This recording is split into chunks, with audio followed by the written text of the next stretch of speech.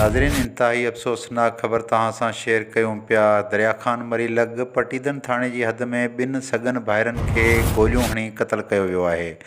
हथियारबंदनि जी firing में ॿ सॻा भाइर ॿनी ते ट्रैक्टर टकाए रहिया हुआ त मथनि हथियारबंदनि हमलो करे ॾिनो, जंहिंजे नतीजे में ज़ुल्फ़कार आराई ऐं असगर आराई थॾे ते ई फ़ौत थी विया आहिनि।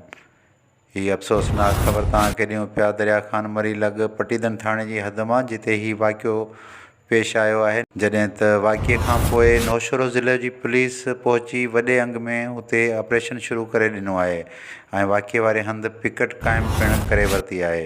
दरिया ख़ान मरीलग पटीदन थाणे जी हद में ॿिनि सगन भाइरनि खे गोलियूं हणी क़त्ल कयो वियो आहे। हथियारबंदनि जी फायरिंग में ॿ सॻा भाइर ॿनी ते ट्रैक्टर टकाए रहिया हुआ त मथनि हथियारबंदनि हमलो करे ॾिनो, जंहिंजे नतीजे में ज़ुल्फ़कार आराई ऐं असगर आराई थॾे ते ई फ़ौत थी विया आहिनि।